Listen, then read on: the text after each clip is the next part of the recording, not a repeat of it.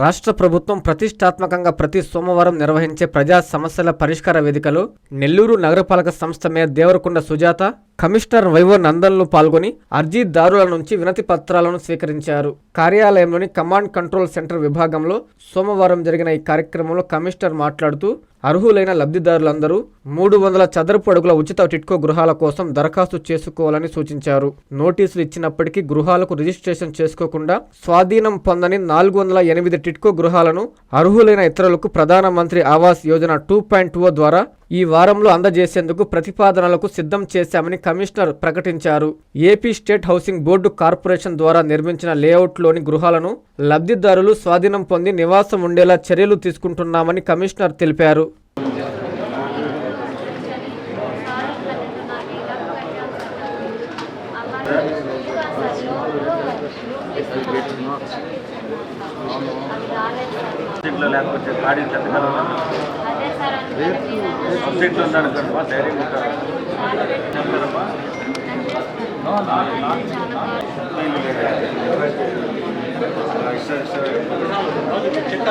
బాలాజీ మా సూపరింటెండెంట్ ఒక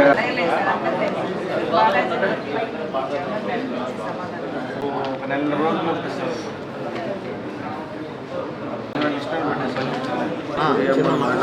ఆక్రమించి బర్రెలు కట్టుకొని పోలను సెకండ్ డేట్స్ ఆల్సో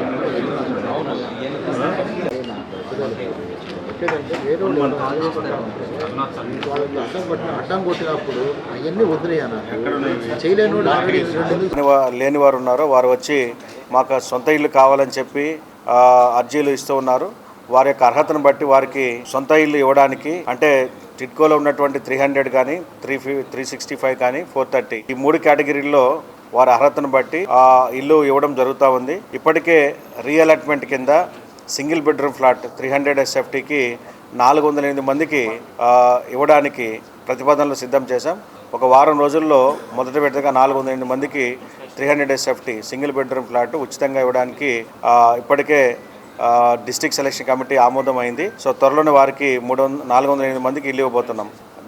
అదే కాకుండా 365 SFT 430కి సంబంధించి కూడా గతంలో కర్టైల్మెంట్లో ఉన్నటువంటి వారు ఇప్పుడు ఎక్కడైతే బ్లాక్స్ పూర్తయిపోయినాయో అక్కడ కూడా కావాలని చెప్పి అడుగుతున్నారు. వారికి కూడా రీఅలాట్మెంట్ కోసం ప్రతిపాదనలు రెడీ చేస్తున్నాం.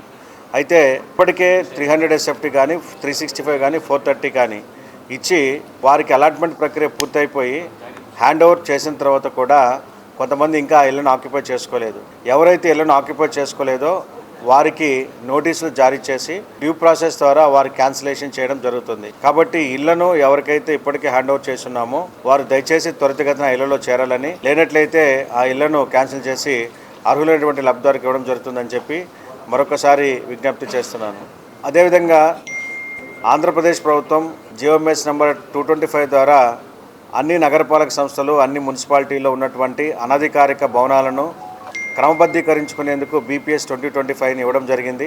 అయితే ఆ BPS గడువు ఈ నెల 11వ తారీఖుతో ముగియనుంది. అంటే మార్చి 11 అనేటువంటిది BPS స్కీమ్కి చివరి తేదీగా ప్రభుత్వం ప్రకటించింది. కాబట్టి నెల్లూరు నగరంలో ఉన్నటువంటి అనధికారిక కట్టడాలు కానివ్వండి, అదేవిధంగా దానికి విరుద్ధంగా నిర్మించినటువంటి కట్టడాలు కానివ్వండి, ఈ భవన యజమానులందరూ కూడా త్వరితగతిన ఈ BPS స్కీమ్ని అవైల్ చేసుకోవాలని, ఈ నెల 11వ తారీఖు లోపల మీరు అవైల్ చేసుకున్నట్లయితే వాటిని పరిశీలించి వాటికి రెగ్యులరైజేషన్ అప్రూవల్స్ ఇవ్వడం జరుగుతుందని, 11 తర్వాత అవకాశాన్ని కోల్పోతారని, బహుశా ఇప్పుడు ఉన్నటువంటి కోర్టు కేసు నేపథ్యంలో మరొకసారి BPS వచ్చే అవకాశం బహుశా లేదని, కాబట్టి ఉన్నటువంటి అవకాశాన్ని అందరూ సద్వినియోగం చేసుకోవాలని చెప్పి ప్రజలందరికీ తెలియజేస్తున్నాను. నెల్లూరు నగరంలో సుమారు వేల సంఖ్యలో అనధికారిక భవనాలు కానీ లేదా deviation to the sanction plan కానీ ఉన్నాయి. అందరూ కూడా త్వరితగతిన అప్లై చేసుకోవాలని చెప్పి, అయినట్లయితే తర్వాతి కాలంలో వీటిపైన చట్టపరమైనటువంటి చర్యలు తీసుకోవడం జరుగుతుందని చెప్పి కూడా ఈ సందర్భంగా తెలియజేస్తున్నాను. నెల్లూరు నగర ప్రజలకు నమస్కారం. నెల్లూరు నగరపాలక సంస్థకు చెల్లించాల్సినటువంటి ఆస్తి పన్ను, కుళాయి పన్ను, ఖాళీ స్థలం పన్ను, అదేవిధంగా ట్రేడ్ లైసెన్స్ ఫీజుకి సంబంధించి గతంలో నోటీసులు జారీ చేసి నేషనల్ లోక్ అదాలత్ ద్వారా కూడా నోటీసులు జారీ చేసి ఉన్నాము. అయితే ఆ లోక్ అదాలత్ నోటీసులకి స్పందించి దాదాపు 20 కోట్ల రూపాయలు ఇప్పటి వరకు చెల్లించడం జరిగింది. అయితే ఇంకా కూడా నెల్లూరు నగరపాలక సంస్థకి వేకెంట్ ల్యాండ్ ట్యాక్స్ ద్వారా 20 కోట్ల రూపాయలు, వాటర్ ఛార్జెస్ సంబంధించి 32 కోట్ల రూపాయలు, అదేవిధంగా ప్రాపర్టీ ట్యాక్స్ సంబంధించి సుమారు 150 కోట్ల రూపాయలు, మొత్తంగా 200 కోట్ల పైగా ఇంకా బకాయిదారులు ఉన్నారు. వారందరికీ కూడా ఈ రోజు నుండి మార్చి 14వ తారీఖున జరగనున్నటువంటి నేషనల్ లోక్ అదాలత్ ద్వారా మీరు కట్టాల్సినటువంటి బకాయిలను ముందుగానే చెల్లించండి. నేషనల్ లోక్ అదాలత్ ఆ ప్లాట్ఫామ్ను ఉపయోగించుకొని అక్కడ మీరు కట్టాల్సిన బకాయిలను కట్టాలని చెప్పి నోటీసులు జారీ చేస్తూ ఉన్నాము. కాబట్టి ప్రజలందరూ, ముఖ్యంగా మొండి బకాయిదారులు ఎవరైతే ఉన్నారో, ఈ నేషనల్ లోక్ అదాలత్ ప్లాట్ఫామ్ను ఉపయోగించుకొని ఈ వేదిక ద్వారా మీరు కట్టాల్సినటువంటి బకాయిల్ని చెల్లించాలని, లేనట్లయితే మీ పైన కోర్టు కేసులు బనాయించడం, తద్వారా అవసరమైతే రెవెన్యూ రికవరీ యాక్ట్ని కూడా ఉపయోగించి ఆస్తులను జప్తు చేసేటువంటి పరిస్థితి వస్తుందని చెప్పి ఈ సందర్భంగా తెలియజేస్తున్నాను. కాబట్టి అటువంటి పరిస్థితి రాకుండా ఉండాలంటే నేషనల్ లోక్ అదాలత్ ద్వారా మీరు చెల్లించాల్సిన బకాయిలన్నింటినీ కూడా త్వరితగతిన చెల్లించాలని, దానికి ఈ నెల 14వ తారీఖున జిల్లా కోర్టు ఆవరణంలో లోక్ అదాలత్ జరగనుంది. దానికి అందరూ హాజరై మీరు చెల్లించాల్సిన బకాయిలు చెల్లించవచ్చు, లేదా ముందుగానే మార్చి 14th ముందుగానే కూడా మీరు చెల్లించాల్సిన బకాయిలు మున్సిపల్ అధికారులకు చెల్లించవచ్చు అని చెప్పి ఈ సందర్భంగా తెలియజేస్తున్నాను. నేషనల్ లోక్ అదాలత్కి గతంలో మనం 2 సార్లు జూలై నెలలోనూ సెప్టెంబర్ నెలలోనూ వారికి నోటీసులు ఇచ్చాము. అయితే ఎక్కువ మంది స్పందించారు, కొంతమంది 2 నోటీసెస్ కూడా స్పందించలేదు. ఎవరైతే నేషనల్ లోక్ అదాలత్ నోటీస్ స్పందించలేదో వారందరి పైన కోర్టు కేసులు వేయడం జరుగుతుంది. కోర్టు కేసుల ద్వారా ఆ తీర్పునకు లోబడి వారిపైన రెవెన్యూ రికవరీ యాక్ట్ కూడా అప్లై చేయడం జరుగుతుందని చెప్పి మరొకసారి ప్రజలందరికీ, ముఖ్యంగా మొండి బకాయిదారులకు తెలియజేస్తున్నాం.